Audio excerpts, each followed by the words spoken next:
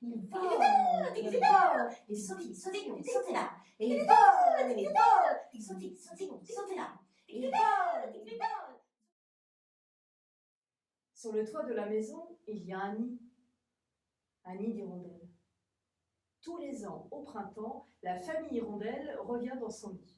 Le papa, la maman hirondelle et les enfants hirondelles. Cette année, une petite hirondelle est née en été. Et cette petite hirondelle-là, elle s'est bien préparée pour partir faire le grand voyage, pour aller dans les pays chauds, en Afrique. Elle a fait de la muscu, elle a musclé ses petites ailes, et puis elle a tiré ses petites pattes. Et là, aujourd'hui, c'est le jour du grand entraînement de tous les oiseaux migrateurs. Les hérons, les rouges-queues, les oies bernaches et les hirondelles.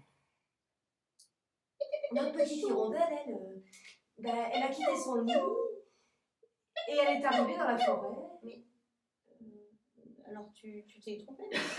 Ben non, j'allais faire le grand entraînement. Tu as dit c'est le jour du grand entraînement est arrivé. Et... Oui, elle a quitté son nid, elle est allée dans la forêt, puis elle est montée dans un arbre et puis elle descend. Mais parce que normalement c'est quand il y a tous les oiseaux qui sont là que je fais. Oui, mais là il y allait y avoir tous les oiseaux. Pardon. C'est comme vous voulez, je l'ai laissé. Je suis désolée. Tu vas les connaître par cœur à force. Je recommence, c'est pas grave, c'est pas grave. Excuse-moi, je suis pas du tout. Moi j'étais à moi aussi. Alors,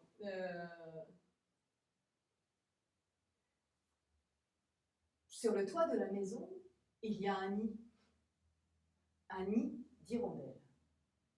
Tous les ans, au printemps, la famille hirondelle revient dans son nid. Le papa hirondelle, la maman hirondelle, les enfants hirondelles.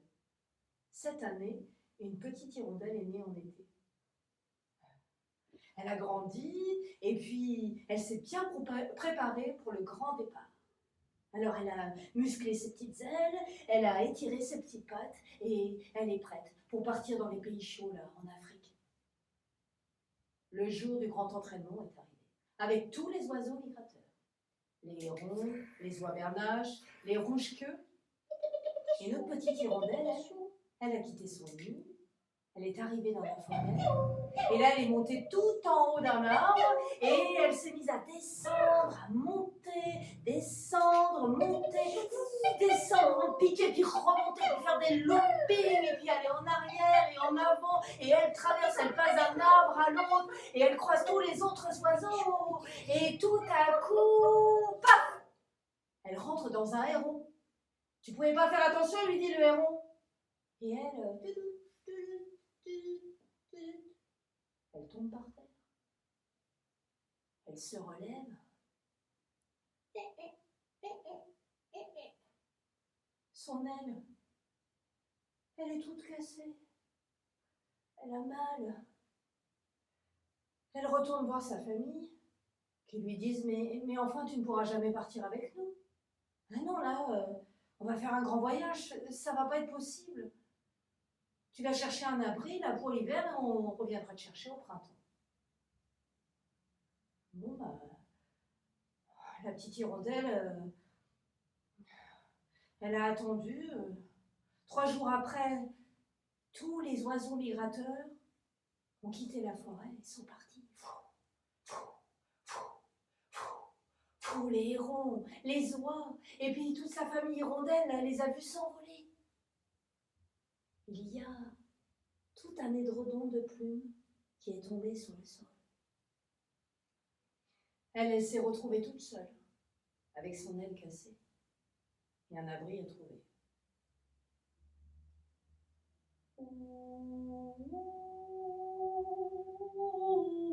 Elle était là dans la forêt. Un abri, d'accord, mais à qui demander? Tous ces arbres-là immenses. Alors elle s'est mise à volter, parce qu'elle ne pouvait pas voler à cause de son aile cassée. Elle volait tout près du sol, tout près du sol.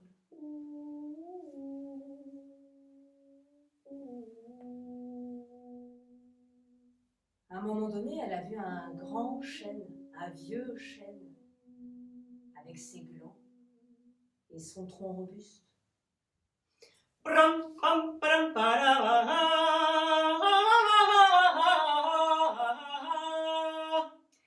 Bonjour, monsieur le chêne. Comme votre présence est reine, est-ce que je pourrais faire, mais seulement pour l'hiver, un petit nid douillet dans vos branches, s'il vous plaît?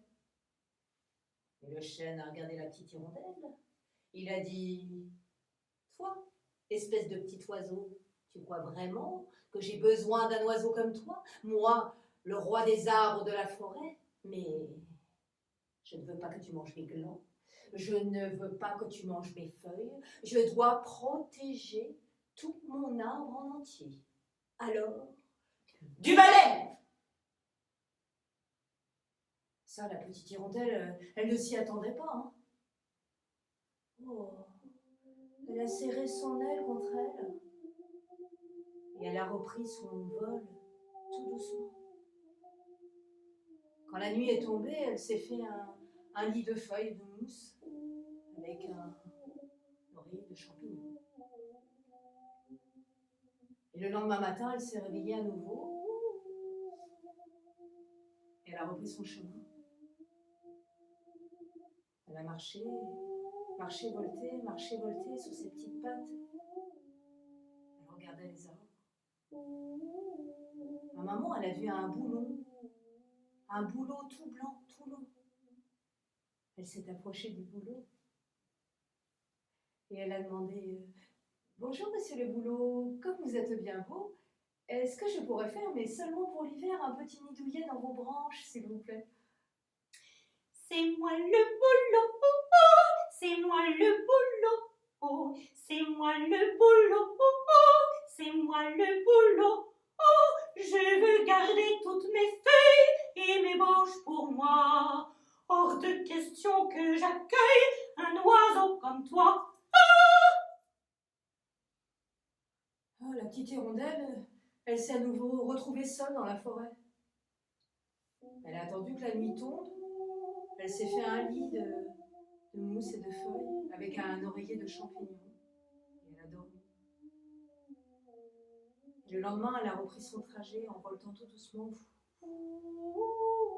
Elle est arrivée près d'une mare. À côté de la mare, il y avait un saule aux branches tombantes, aux feuilles ondulantes. Alors elle s'est approchée.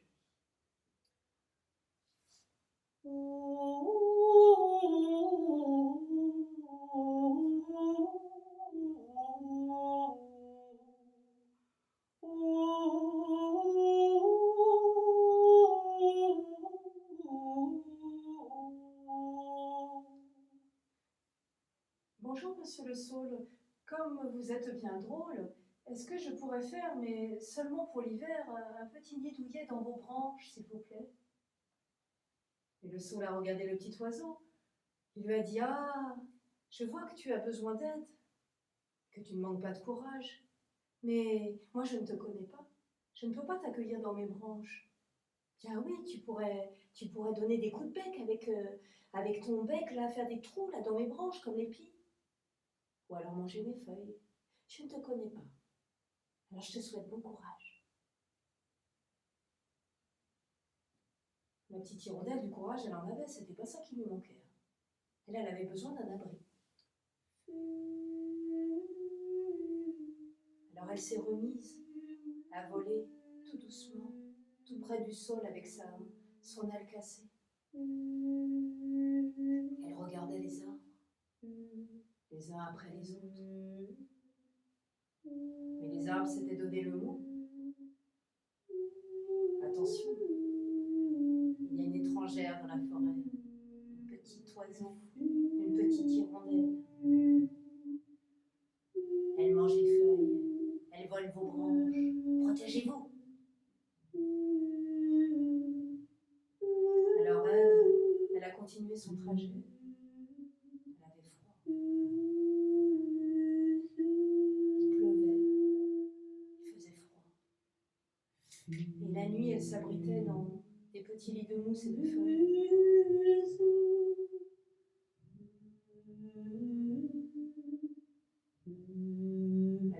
comme ça pendant 6 jours.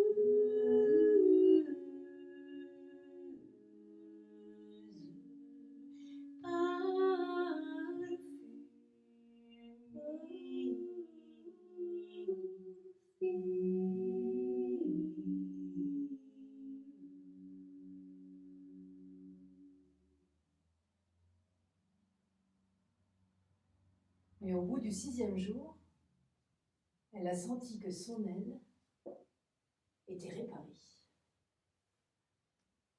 Alors elle s'est mise à voler, là dans le ciel, et elle passait un peu plus haut, au niveau des cimes des arbres.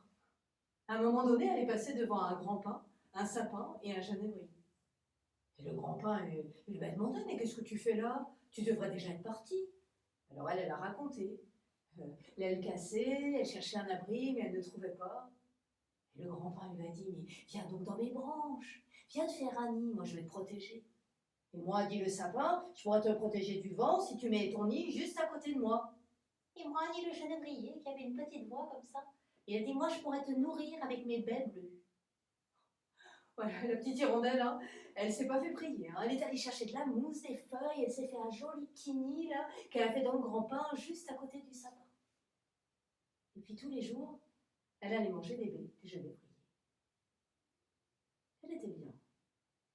Et comme elle était contente, tous les jours, elle chantait cette chanson. Vent frais, vent du matin, vent qui souffle au sommet des grands pins, joie du vent qui souffle à l'ombre dans le grand vent frais, vent du matin, vent qui souffle au sommet des grands pins, vent qui souffle au sommet des grands pins, joie du vent qui souffle à l'ombre dans le grand vent souffle au sommet des grands pins. Vent qui souffle au sommet des grands pins, vent qui souffle au sommet des grands pins, joie du vent qui souffle dans le grand vent qui souffle au sommet des grands pins, joie du vent qui souffle dans le grand vent, joie du vent qui souffle dans le grand vent.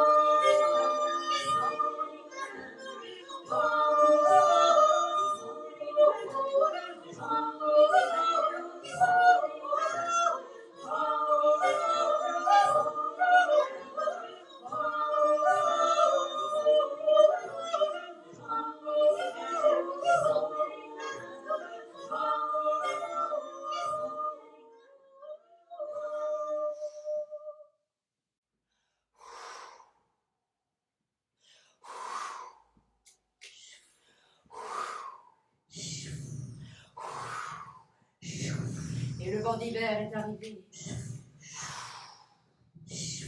Il était froid, il était violent, il était glacial, il soufflait fort, il était brutal. Il est entré dans la forêt, il est passé entre les arbres, il est arrivé au niveau du chêne, il a fait le tour du chêne et il a soufflé et fait tomber toutes ses feuilles. Et il a repris son chemin, le vent, sifflant, soufflant, glissant, glaçant, sifflant, soufflant. Il est arrivé à côté du boulot. Il est monté dans le boulot, il a fait tomber toutes ses feuilles. Et il a repris son chemin, le vent, sifflant, soufflant, glaçant, glissant, glacial, glissant, soufflant. Il est arrivé au niveau du sol, il est monté. Et il a repris sa route. Et il soufflait de plus en plus fort, de plus en plus glacé, de plus en plus brutal, soufflant,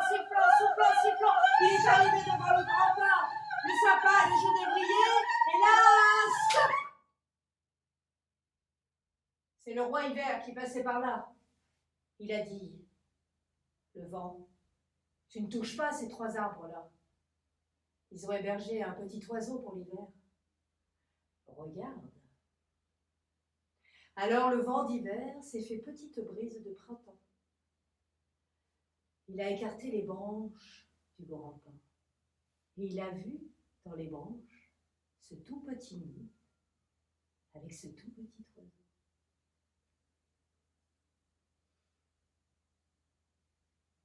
Alors il a fait demi-tour et il est parti dans les nuages.